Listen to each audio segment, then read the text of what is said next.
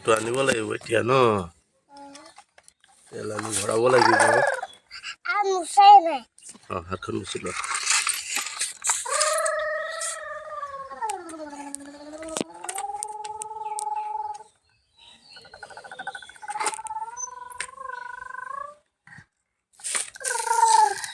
এখন মাটি চলিব এতিয়া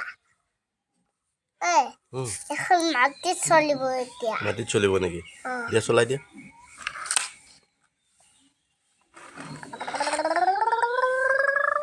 এই ওপৰত চলি গৈছে